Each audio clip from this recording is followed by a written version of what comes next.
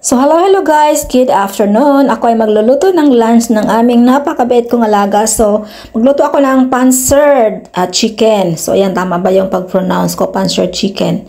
Yun nga, so ipat natin ito, i-dry muna natin ito bago natin timplahan para naman hindi siya matubig.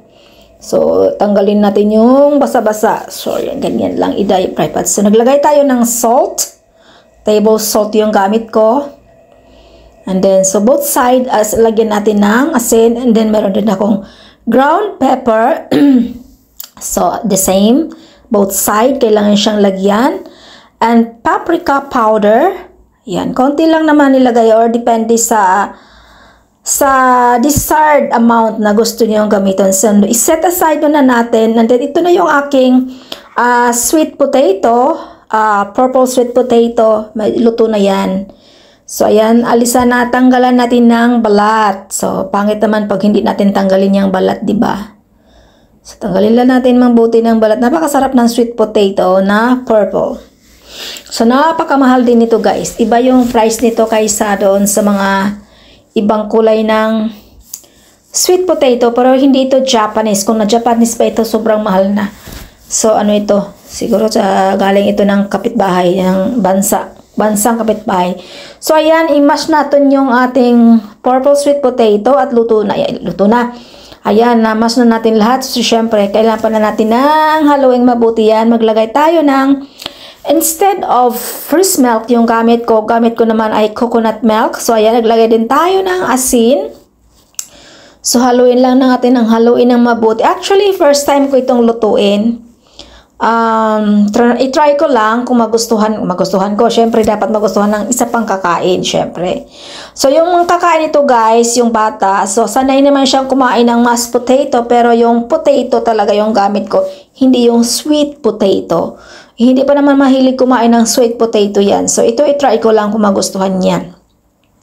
So, haluin lang natin mabuti. So, paunti-unti lang din yung lagay natin ng coconut milk, baka naman mas sobrang basa na kung i-diretso mo lahat. So, diba, syempre, kailangan natin unti-untiin. So, ayan, tapos na yung aking mashed sweet potato, purple sweet potato. Naglagay tayo ng olive oil and then butter.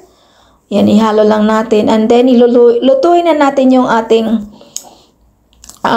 chicken tin. Ano lang yan, guys, parang half cook lang until mag-brown siya. Dahil ilalagay pa naman natin ito sa microwave. No, it's not microwave. Oven. Ilagay ko pa naman ito sa oven. Ayan. So, ayan. Kailangan mag-slightly brown lang. Hindi naman kailangan lutong-luto. Dahil lutuin naman natin ito sa oven. So, ayan. So, napakasarap. Actually, guys, napakasarap nito. Matagal ko na itong video. I think, mga 4 years ago na itong video na ito. Inulit ko lang pero inedit ko lang siya. Yan. So, yun nga. Nilagay ko na sa oven yung ating oven. Oh, yes, oven. And then, magluto din tayo ng wala akong fresh na mushroom. So, yung canned mushroom ang gamit ko. So, ayun nga. Naglagay tayo ng asin. Actually, dyan ko na rin niluto sa pinagprituhan ko ng manok para mas malasa. Ayan, naglagay din tayo ng cornstarch, pang palapot ng ating cream mushroom. So, maglagay tayo ng fresh milk. Fresh milk na yung gamit ko, hindi na yung coconut milk. Naglagay lang ako ng konting chicken stock, pang palasa naman dyan. Kasi ayoko maglagay na ng asin, dagdag lasa. So, magdagdag pa ako ng fresh milk. So, ihaluin lang natin hanggat ito ay maging malapot. So, I think this is done. Luto na ito. So, yan. Dahil luto na rin yung ating chicken. So, maglagay na natin yung ating purple sweet potato, mashed potato dito sa ating plate, serving plate. At naglagay din tayo on top the chicken tin na niluto natin sa oven. At ito yung ating creamy mushroom. Ayan, pang decor lang yan. Kunwari lang yan dyan. Pero actually wala namang kaano-ano yan. Pero okay na rin. Pang paganda naman ng ating presentation, kumbaga. So, Thank you for watching everyone. Sana magustuhan niyo ito. Napakasarap talaga. So, it's time eating na.